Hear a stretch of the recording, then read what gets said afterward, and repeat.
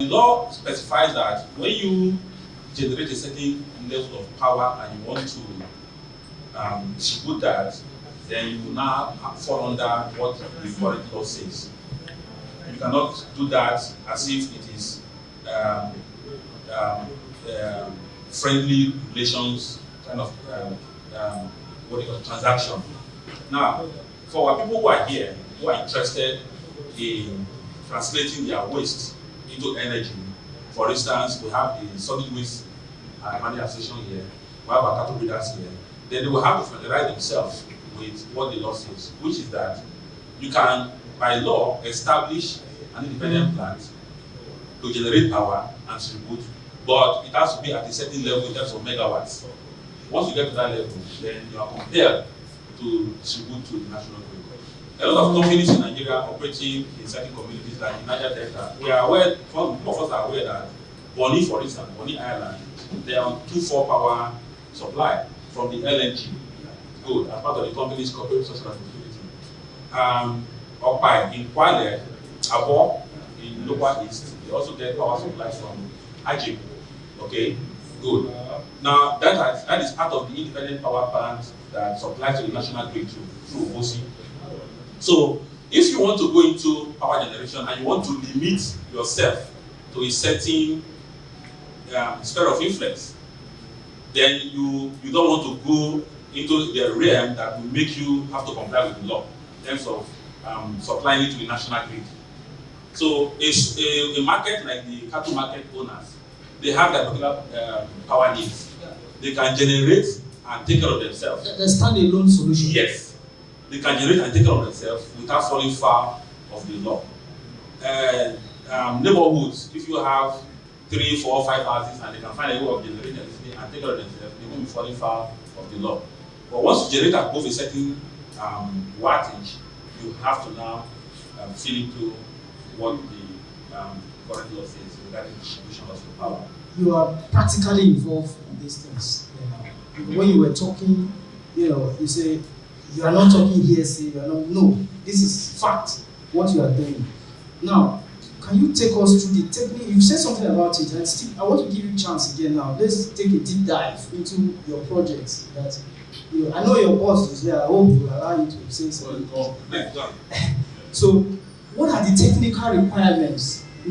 That people here, and those who are going to read this message out there, okay, yeah, this is commercially viable, feasibility, and all of that. Next steps that we can take from here. Okay, thank you so much. For me, biogas is the easiest source of energy. The cheapest economically that anyone can go into. Regarding the fact that the substrate for the generation of the energy is all around us. While sitting back there, I was discussing with my brother from the Oko market. So I was like, we can make this work. I opted to, if they can provide the cost for the material construction of the biodigester, I will install it free of charge. Give me that clap for me. But everything has to do with the level of literacy of the people. So, going there speaking English will not do it. So I promised him that I have to liaise with my boss. I'll get the one in my office for practical demonstration in the market, so that they can understand what we are talking about. So, just like they will tell you it's mere academics, fortunately, I'm from environmental biotechnology background, so I know the microbiological processes involved, and that field gives you the opportunity to know also some level of engineering, like the man that was talking is biochemical engineer, which we're all part of and working together. So it's not far. What you saw, the video from the YouTube, looking at it that way, it does not, the seals you are seeing, if you try it, it might not really work because of the gas pressure. And what you saw, they are not showing you everything. That's the truth. try it, they download YouTube, it will not work. They will no businessman, even know the formula for Coca-Cola, but it's in a sachet. Till tomorrow, nobody. But with this workshop, maybe from time to time, feel free you can come around ADP. We'll try to make things easy for our people. There's a lot of potential in Africa, especially in Nigeria. Japa syndrome is not the only escape route from poverty. If only we look in west, we can do it. So I was telling him, we get the stuff done, then get the gas back instead of looking for gas cylinder. So when you fill in your own, you can take it to your house.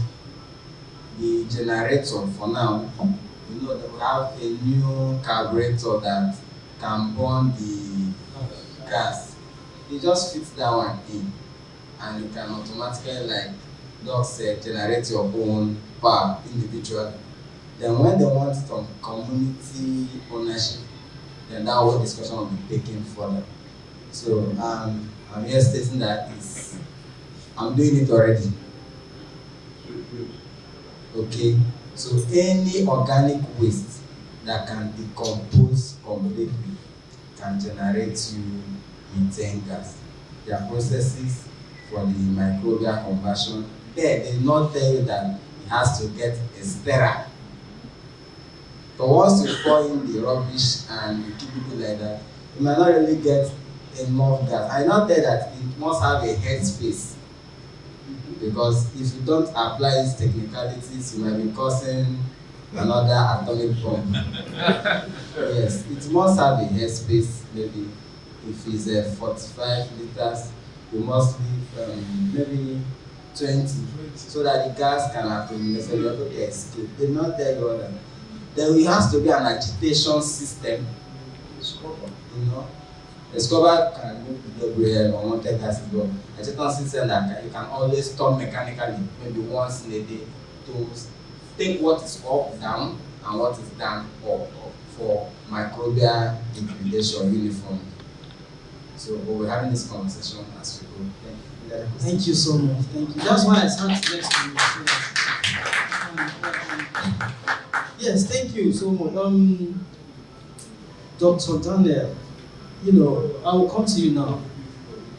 So you've listened to us, and you also said something during your remark that I need us to bring all of this together now.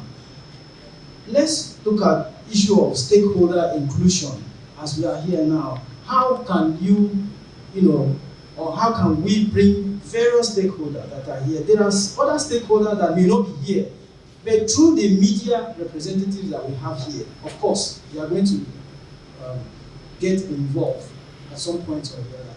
I need you to address the issue of stakeholder inclusion in methane capture and commercialization. What do you think that can be done to bring various persons at different levels to implement what these two academic friends here are saying, including your own practice? How do we bring various persons into this? We had this morning somebody from the ECOSGF here, from the Asaba. We have somebody there from the TrustAfrica, and we have other personalities. First of all, the media have the information dissemination. They have to get them informed, create awareness of development. For example, we learned a lot from what Dr. Opia just played to us in the video clip. So if information is disseminated to everybody, awareness is created to everybody through the media, every person in various sector can get to know where they can have their own inputs. For example, the Permanent Secretary for Environment mentioned that the media that are here now, they are aware of the importance of the carbon. So that they cannot begin to go back and say, well, this is not useful to us.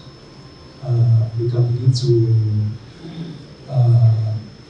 put them together properly and commercialize it. So they have their role to play in that aspect. The government has its role to play because the political will and a lot of policies that will be implemented cannot be done without government intervention. They have to be political to do what they want to do. So awareness is a very important factor, and that's where the media comes in. So if the government as well, if they don't politicize issues, and if they can put in the political will to get experts, people with this knowledge are all over who can do these things. But the government have an input in making provisions, both financially and technical-wise, to put the experts together and get these things done. So the government has a very great role to play in achieving that. And of course, a lot of research being done in the university system. And there's a need for the industry. For example, Ethiopia has brought in, give us a very, very lucid idea of the importance of this carbon. I think I learned a lot this morning. There's a lot of research that has been done in the education system. The industry will have to, there's been a link between the education system and the industries to tap those informations. After tapping them, they put them into use. But I want to say this categorically. With all we have said so far, we have learned, which we know. People have this knowledge. I saw a video clip somewhere where a young man provided light for a particular community using, I think urine, I can't remember. And a young boy, he did that in the community somewhere. But do you know if the government has the political will to harness that knowledge in a bigger picture, a lot will be achieved. People have this knowledge, they don't have the financial and technical ability, what it takes to put them into implementation. That's where the government and firms can come in to help, to assist in achieving those goals. So to a large extent, I think the media will have to help to create a lot of awareness. There may be perhaps a lot of pressure on the government, all these internet companies, we can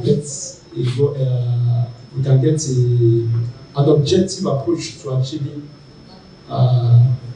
much of these initiatives. I've said this over and over again. We have beautiful set of laws. My friend from the House of Assembly, he knows the kind of laws that they do. Policies and laws are not Nigeria's problem. But the issue is implementation. Listening to them talk about all of this, in terms of policy, now I need to talk about policy. What policy do you think that can be put in place so that this is not going to end as workshop as usual and we go and end? How?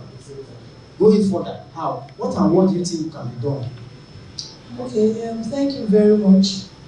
Like you rightly said, I should introduce myself first. My name is Mrs. Vivian Briggs. I'm the Director of Climate Change, Delta State Ministry of Environment. From what you have said, like what my peers said, I said we should not just do the talk, but we should walk the talk. There are policies. In fact, Delta State has a lot of policies. Even the climate change has a Delta State climate change policy. And in that policy, there are areas where we talk about mitigating greenhouse gases. I just want to let you know that the state has also carried out some methane mitigation abatement programs. Back then in 2012, through a collaboration with the United Nations Development Program, a program was carried out tagged the territorial approach to climate change. And in that program, there was a methane abatement process that was carried out using kitchen waste to produce methane gas for cooking. In fact, a pilot project was carried out in the government house kitchen. Then also, there was one that was carried out also at Osiri. So these things are there. Like you rightly said, political will. So we need to just do more. That is just all I can say. There are policies, there are laws that speak about abating methane or greenhouse gases. But we just have to do more. That's all I know. So we did the pilot stage. So we need to upscale. Upscaling is key. Like if you look at the Ogbogbolobo markets now, that is an area where we can tap methane gas from, because a lot of organic waste are there. So if we need to just start looking into those areas. I work with the African Center for Leadership Strategy and Development. In the course of the presentation, the question you asked that man at Oko, they said that 25 kg of cow dung cost 2,000 naira for only the manure. That I want to ask, that 25 kg, what's the volume or the value of electricity that you can produce? Let's look at the cost-benefit analysis. That's one. Then two, it's unfortunate that the Ministry of Education are not really fully here, because, and it's going to be an advocacy point, because in the course of the presentation we talk about catch them young and all that, all these environmental clubs and stuff like that. Now, I want to give a very practical example. Nagond, we organized a quiz competition. I took secondary school students from Delta State to Port Harcourt for a quiz competition, and a school in Delta took second in the essay competition. Now, not only that, because of that, Nagond also organized a quiz competition in Delta State, and also another school too, which I also, on my environmental club, also took first position. Now, sometimes you want to do a program, you will introduce yourself, a new CIA will come. You will introduce yourself that you want to go to the schools to do some certain programs to implement all these things. They will not allow you, say, go to Asaba.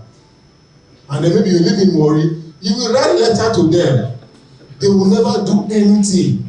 So it's an advocacy point for those of us here, so that going forward from here now, we have to advocate, make advocacy to the Commissioner for Education, so that they can allow some of these NGOs to give them unfettered access to the schools to carry out some policy, because without it, we will not be able to do anything. Thank you. Let's speak about how many kilograms or liters of. No, he asked how many liters of energy can be generated from the 25 kilograms. Yeah, I don't have the direct figure in my head, but I do know that in the slide I presented, I provided some statistics regarding how many liters of gas can be gotten from 1 kg of cow dung. Okay, but I don't have the stats offhand. So, but somewhere in the neighborhood of 40 liters of gas is what is estimated as being able to generate from 1 kg of cow dung. There are ranges anyway, which will depend. I think between how the conditions under which the dung is fermented influences the kind of quantity of gas you get. Okay. The other one regarding advocacy, you've already provided the response to, the matter of fact. Government is about procedures. That is government, and it's established as a bureaucracy. So if you want to succeed with government, you will need to be patient with government. You can't help it.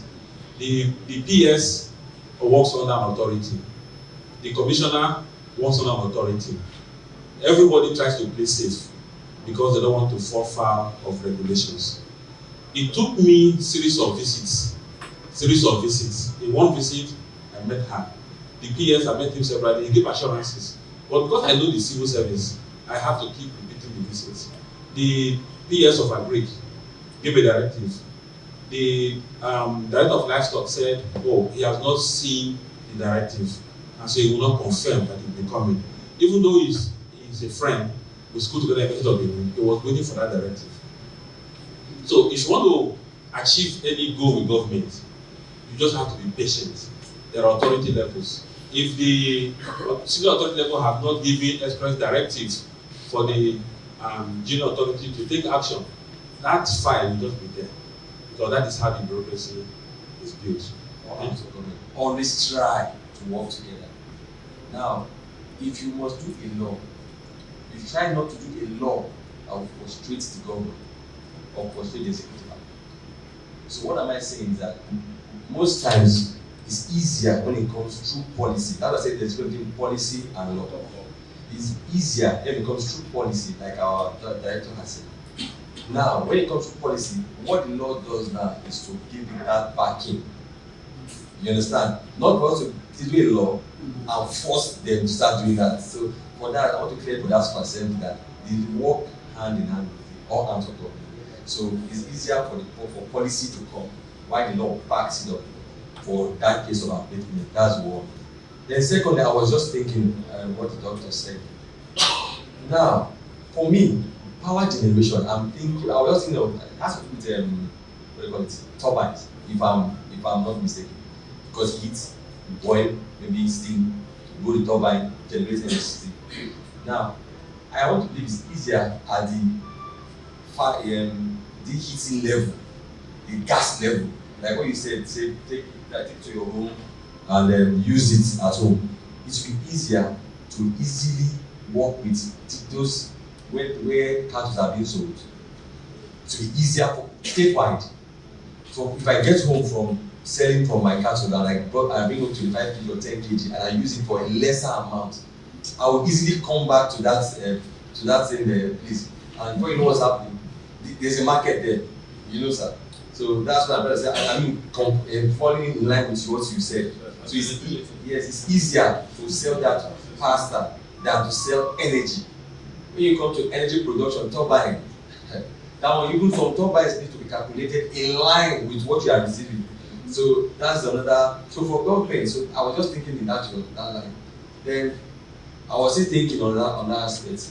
If you want to push things like this, what is the benefit of? Now this is practical. What is my benefit?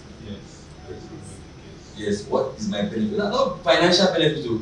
What is my benefit? People are buying gas, people are doing this, but people are paying for NEPA bills. Why would I spend billions to generate electricity where people are already? You must let them know that this is the benefit of the state government, both financially and by your own administration. That if you do this, you'll be the first to have done this, and this is the benefit financially. Government don't like spending money. So there are factors. That is why watching on YouTube, somebody said it's easy. I said no. There are factors that must be considered for biogas production to succeed. Temperature is one. The amount of methanogenic reactions that happen in the noon from 11 till 4 are optimal when compared to what happens from any other time because of the temperature. High temperature favors gas production. That's one aspect. I will give you the other ones. The first question goes to Dr. I don't know why emphasis lay more on rice farming and not in other crops in relation to methane. Then the second one is for my young man. During the process of emitting this methane, how do you contain the toxic waste at various levels? Because definitely there are toxic in this waste. How do you contend with it? Talking about trying to emit this methane. Definitely there are toxic in the waste they are using. How do you contend with it? There are conditions that must prevail for the bacteria responsible for digesting the biological waste to be able to function. And that condition is basically anaerobic, the absence of oxygen.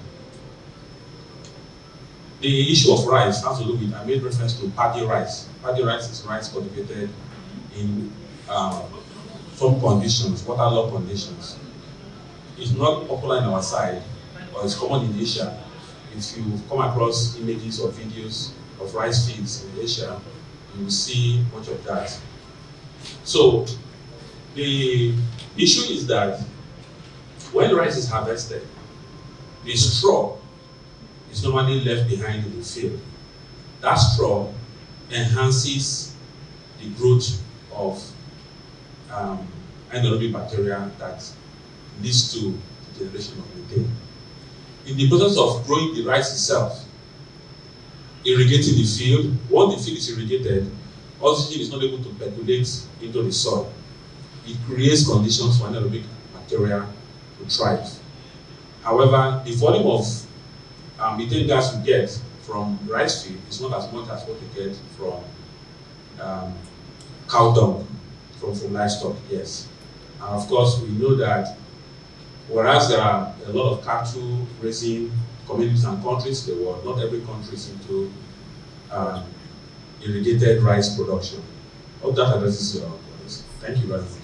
How the containment. Okay. When you do composting, because biogas is the advanced way of composting, there are other gases that escape. But here in biogas, we contain them, and we have a system. We take a process called scrubbing. Yes. So there are some, we do water scrubbing one. Then there are some chemical elements that react to it, and those toxins like impurities you're talking about that will not allow them escape into the air. Then we can get our pure methane gas. You see, when you do some of these things, yes, there's no much health implication that has been established so far. The way we treat it is what we call the waste management system. If you contain that inside your bio digester, it stays for maybe for cow dung, 4 or 5 days, gas is being produced. The microorganisms have a system of converting those toxins into energy sources. Do you understand?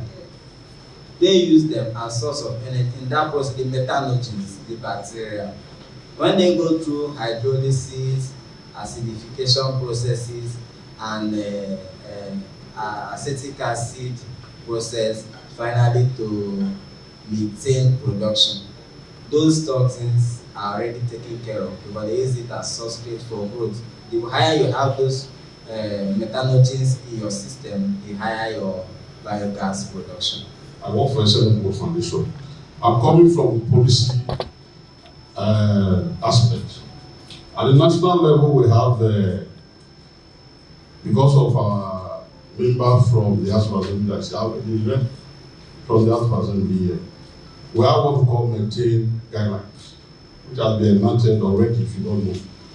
That methane guidelines was actually, because Nigeria is among the countries at the global pledge of methane. So there is already enacted guideline that even NNPC and other they are using right now at the federal level. Then I want to equally suggest to the organizer that that guideline can be duplicated at the state level here. You can champion that and introduce it. Then we have what we call a methane alert response system.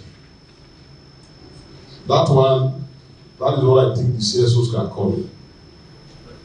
From the community perspective, because we are talking about awareness creation of this. So at the global COP28, where $1 billion was even pledged, that money is there. At COP28, $1 billion was pledged to fight methane. So we can think of putting up the organizer. I want to suggest that you can start working on putting this methane alert response system, at the community level, even at the state level, at the international level. They can have such a system in place that will help. So, because Nigeria is a major player at the global level. It's directed at Delta State Waste Management Board.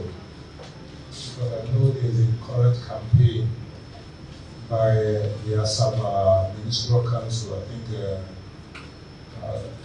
DG is Patrick after 30 years. Now there's this pressure, this emphasis on having PSPs remove waste from individual homes. Where are they taking the waste to? They are taking it to a landfill close to road safety. Now, from what I've gathered, it tells me that the lives of the inhabitants of the houses around that landfill is under threat because of methane emission. Yet, the Asaba Capital Territory, they insist, in fact, at great cost to you if you do not have refuse. My friend actually was taken to the mobile court and was sanctioned heavily. Now, if you put that pressure on individuals that live in Asaba, you are creating more problem for the Asaba residents. I do not know whether I think there's a disconnect in policy, because directly opposite that same FRSC bill, where the landfill is, there is an incinerator, it's government owned, but that thing is broken down, it's not working. So it never worked. So I do not understand why so much pressure was put on residents in Asaba where no solution is being given. So that's actually for the Delta Waste Management Board. That is a collection center. We've not got a dump site. An engineering dump site is yet to be established in Delta State, just like in Lagos State, where you do separation, like we just talked about methane collection, where you separate rubbers from bottles, the papers are recycled, you get it. We are still in that stage. A test run was done for plastics, exactly that equipment you saw. The contractor that was that executed that contract did not do it to precision, so it's not really working well. They've invited the contractor to site. As I speak, the ministry is still on papers doing that engineered dump site. It's not a cheap one. Just like we are doing for methane now. You get a contractor that will take methane from there, a contractor that will separate bottles, convert the bottles, sell, and pay something to Delta State. Actually, we want to get to that stage. An integrated engineered dump site. What we have all over is a collection center. So they are still in that stage. Then I also want to talk on policies, just like he said in the House of Assembly, that what government stands to gain about this project. If you go into methane production, you will discover that the dump we are talking about now, you will not even prefer to dump it. You will not be willing to give it out. I don't know if I'm making sense. You want to make methane on your own. The papers you gather and sell, the bottles you gather and sell. As we speak to you now, do you know this one? You can't get it on the road again because it sells for a lot of money now. So that's the orientation we want to be giving to people, and that is where we are now, scientific mobilization. So if we are talking about the benefit, you have a cleaner environment, reduce pressure, just like this man said just now. I said, yes, we'll pressure you, because somebody will come to, if you go to our office, especially the Department of Sanitation and Waste Management, you see series of letters, petitions, that somebody is throwing dirt from his on his front, is not even gathering it. So we act on those petitions. If you have your waste, trash it. And the only thing we can do for now is to collect it. That's a collection center. we are still working on the integrated dump site. We'll get there. It's a gradual process. You know, because of these political upturns from one administration to another, it takes a lot of time, you know, to achieve our goals. You get it. Then I also want to talk of. Okay, I also want to talk about the reduced cost of cleaning. And you will not tell me to clean my environment or gather the dirt, because I know there is a lot of benefit in it. So I'll gather it myself, 20 meters away from my house. I'll gather it myself. Even the ones on the road, I'll bring it out. Instead of waiting for waste management board to come and evacuate, I'll take it to my backyard and do something with it. So that's the stage we want to get to. Not pressuring government, no pressuring the ministry. As we are here now, she has been on call. So many issues here and there. People will complain about noise. The one that will tell you that the church is sounding his megaphone towards your room. Your Delta State is a complicated place, please. So when we say mobile court and this, we should be careful to say it, because you don't allow it to infringe on the rights of others with your complaint. I have a question. Let me address my journalist. When he said that they are pressurizing him. Not me, I mean, No. Okay. Wait now. No, wait, my brother. Okay, sir. You see, when we talk of policy, cleanliness, if we refuse to remove that waste from your house, where do you dump it? There is no place you can dump it. So for us coming to your house to remove from the point of generation, you have to give kudos to us. Then you need a trash can to put it. You don't have to dump it on the road. So there is a policy on that. It's government policy. It's not we. So our duty is to make sure that we come to your house and make sure that the waste is evacuated to the dump site.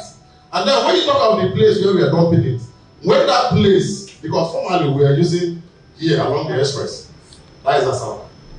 Then when that place gets filled, they desilted it and then move us to where we are today. And when they located us there, nobody was staying there. All these offices, road safety, they just came. Immigration just came. There were no building there. So we have been there for 5-6 years before these people now started to relocate to that place. So I know with time, the Ministry of Environment and the Waste Management Board can now find a new dump site where this waste can be taken to. So sorry, my journalist. We are working. We are continuing in progress. Then let me come to the issue of why we're here. And you see, when they were showing us the video, landfill. What we're doing is landfill. We don't the word collection center. I'm against it. It's landfill. Yes, you understand. And the landfill. When we now go to the area, why are we here today? How to convert landfill to methane gas, have we? So we have a source. We're talking of cow dung at the market over there. Now we have a landfill where we can now go to practicalize it to know that this thing really works. I mean, so it's an advantage, sir. Then I want to advise in a subsequent seminars and workshops like this. It's a one thing that have killed this nation is theory, the way we are doing it. You understand? I remember when we were in secondary school, I always use secondary school as a case study. I'm a science student. We go to the lab to see acid. When you talk of CH4 now, I know what CH4 is. You understand? But as we are now, for you to show us that really we can convert our waste to methane gas, we have to see. That's why China is growing. So I'm begging you, my director said pilot stage of scaling. If it is a pilot stage, you bring it one side like this. Do it, let us see how the thing is being converted from that waste to what? Methane. We will not see the methane. Please, that's just mine. So that we can go from there. Thank you very much. The Vice Chairman, Delta Cattle Dealers Association, Delta State Chapter, and also the Chairman of the Cattle Market in Afro from Delta State. So, I would like to suggest to the organizers of this to in case of next time, they invite the National Butchers Union, because the dung you are talking about is, they have the fresh dung, the butchers have it. We have the one that is mixed with sand. I don't know whether it will be useful. I have some questions to throw to our doctor here, who is there, like his West Management person saying, rightly say, instead of us eating apple, next time what will come, let them practicalize, even if that one of the small drum or something like this, for us to see the blaring of the fire. Because, yes, because to me, I understand some kind, maybe there must be a chemical that will be brought in abroad to use.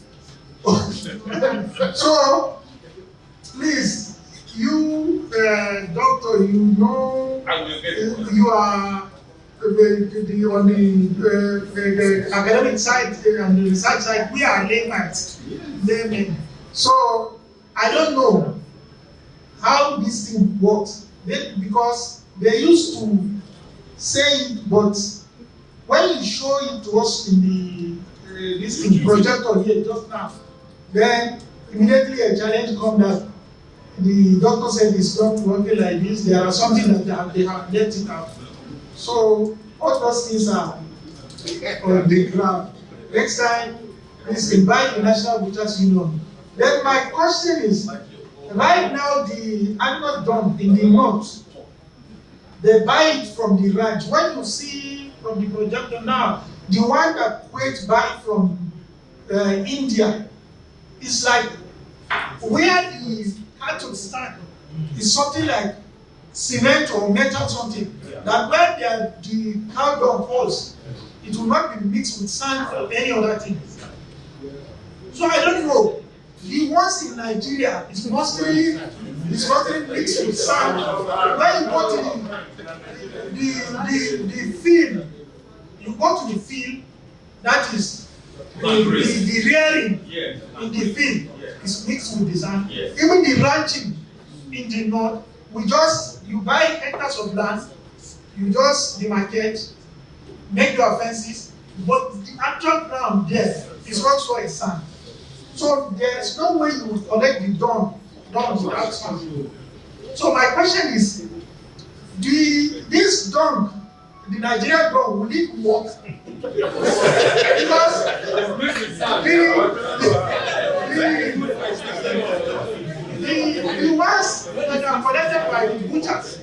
the ones that are collected by the butchers, mostly they collect it from the belly and the intestines, that is the channels and the race. They will not be mixed with the sand.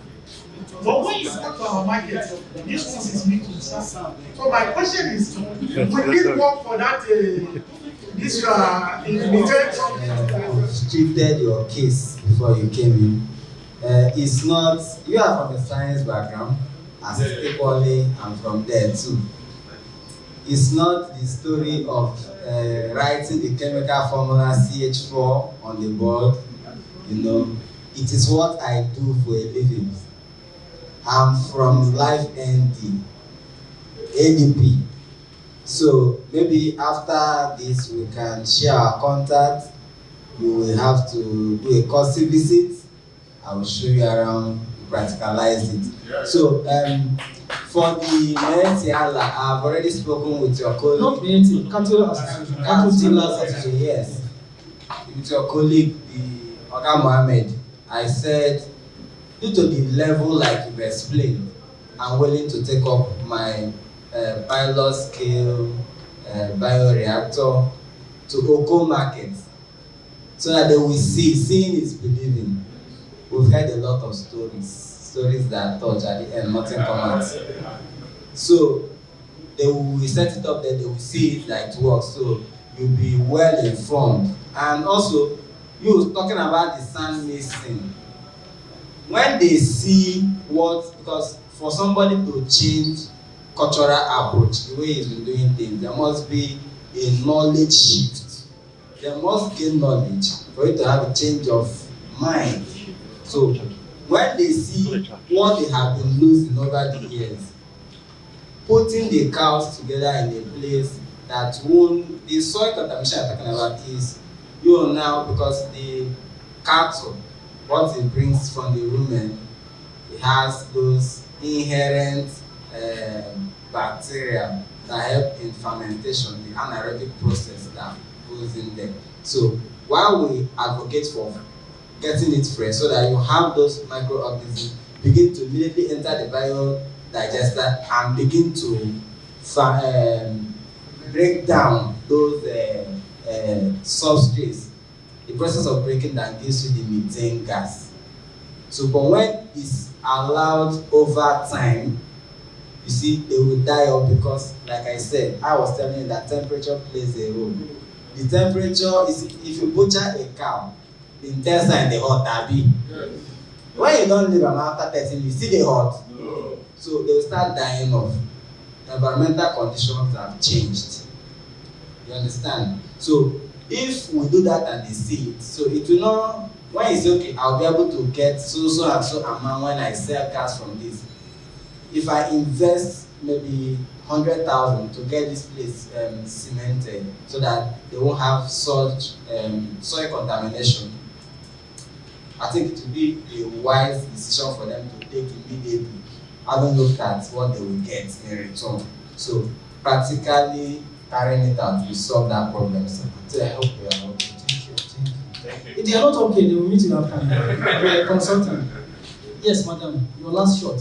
Okay, my last word for this session is that we all have responsibility to the environment, whether we like it or not. Like my PS rightly said, this forum has created, an eye-opener. What are you doing with that waste, that organic waste that you are generating in your house? So let's not blame one person, blame the other. Do you do composting? There's something we have learned now. So let's go home and see what we can do, to manage our waste, and also to see how we can even locally, produce our own methane gas that we can use. Thank you. Thank you very much, everyone. The focus of this gathering is enlightenment, awareness, sensitization, education, and rubbing of minds. I'm immensely pleased being the one who drove this process that led us together here.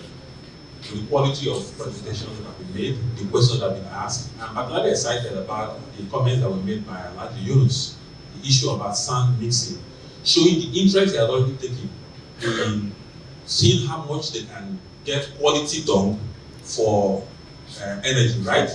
Good. So you will work on that after the demonstration in Oko to also see how you guys are going to worry. So it's the one that will come for demonstration. That was the essence of me pushing and encouraging people to come, because you will meet people who will put you through what you need to do to make more money from your cow business. So thank you everyone for coming. On the research side, please expect my research questions in your email and your phones. The research is going to be run for 1 year. I will work with you to get the National Bushers Union to be involved in this, because they are going to make a lot of money. It's an opportunity to further spread the message across the country. You see, I deliberately reduced my presentation to videos. Typically, you will expect me to come and be speaking grammar according to James 2005, according to people. I don't went straight to the reason why we are here. Yes. See the videos from other societies. Then we ask ourselves, so what are we doing? Can't we do more than this? And so the experts who also have pilot schemes will now come to your places and demonstrate. We will get to the next level. We've been to Port Harcourt, we'll be to Akwa Ibom, where we'll now get to involve stakeholders, including you, for demonstration purposes at another level. So whatever it will take, we will do it, because our environment can be better. Thank you very much. Thank you, Doc. I want to say something quickly. The head of the cattle dealers, the cow dung, even this country is considered balanced. I strongly believe that it only comes from one laborious work of separating the silica content from the sand from the cow dung. But that tells you, that reveals to us the advantage of intensive system of management. Because when you have a total collection with cow dung, and as well as the fact that you can control the feeding of the animals and thereby reduce methane emission. I got the information on our platform of a cow of 4.5 years old is sold for 6 billion naira recently. That's the highest amount, that's the highest price for a cow to be sold all over the whole world. 6 billion naira, $4.3 billion for just one cow, well fed under intensive system, 4.5 years old. That's the advantage of practicing a more developed system of production than what we are doing here in Nigeria. So we hope that we'll get better as knowledge grows. Thank you.